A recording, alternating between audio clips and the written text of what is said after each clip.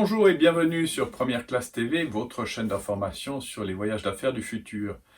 Dans cette édition, nous nous rendons en Alaska et nous allons découvrir un jet d'affaires transformé en ambulance qui se pose sur la neige. Ensuite, nous irons en Chine où des chercheurs sont en train d'inventer un turboréacteur qui ne nécessite pas d'énergie fossile. Tout de suite en Alaska. L'avionneur suisse Pilatus vient de livrer un jet PC-24 en configuration ambulance à Alaska's North Slope Borough. Le département régional va exploiter le PC-24 depuis la ville de Barrow en Alaska, située à 71 degrés de latitude nord. La température moyenne à la mi-janvier est de moins 26 degrés et le soleil ne se lève complètement au-dessus de l'horizon qu'au début de février.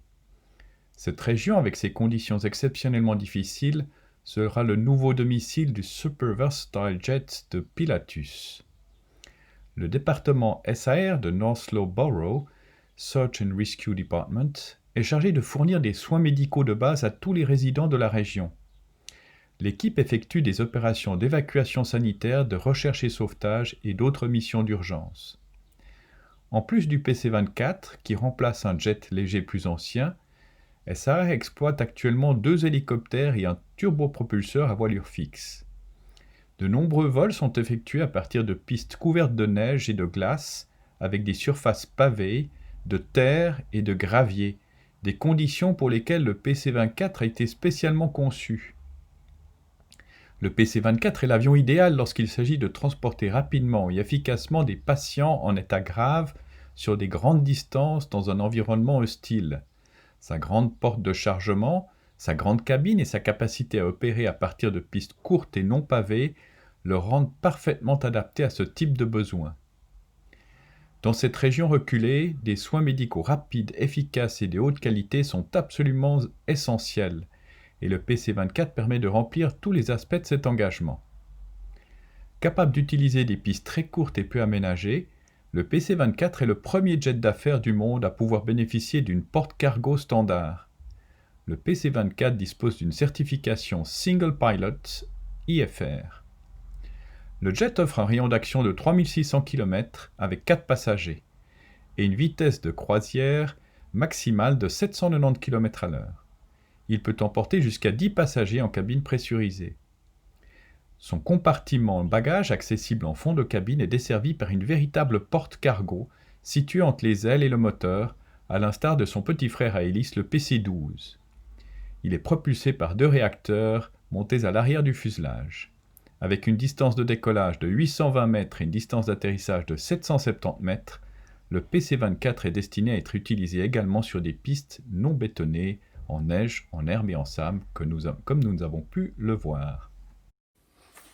Et de l'Alaska, nous nous rendons maintenant en Chine pour voir un turboréacteur qui fonctionne sans énergie fossile. La Chine invente un turboréacteur qui ne nécessite pas d'énergie fossile. L'appareil n'aurait besoin que d'air et d'électricité pour fonctionner.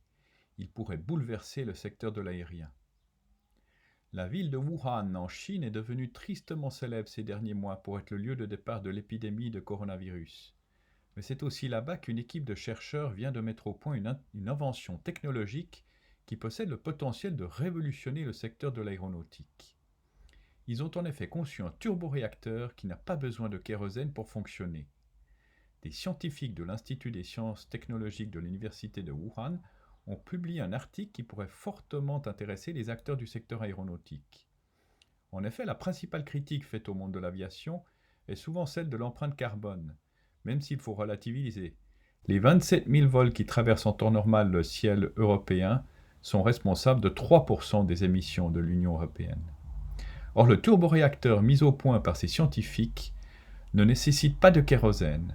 Propulsé grâce à un flux de plasma, il est uniquement alimenté avec de l'air et de l'électricité, de quoi sensiblement réduire l'impact environnemental de l'aviation civile. D'un point de vue technique, le prototype mis au point par les scientifiques comprime l'air à très haute pression. L'air circule ensuite dans une chambre d'ionisation à micro-ondes et se transforme en plasma. C'est le jet de plasma qui assure la propulsion. Détail d'importance toutefois, l'équipe chinoise travaille avec un prototype capable de soulever une bille d'acier d'1 kg. mais à l'échelle réelle, il devrait assurer une poussée similaire à un turboréacteur classique. Il s'agit là de la prochaine étape pour l'équipe de chercheurs. C'est ainsi que se termine cette édition de Première Classe TV. N'oubliez pas de cliquer sur j'aime, de vous abonner, de partager cette vidéo. Nous nous retrouvons la semaine prochaine. La semaine prochaine, nous irons en Norvège et nous allons voir que la Norvège est certainement un des pays où l'électrification des transports aériens est la plus avancée. À la semaine prochaine.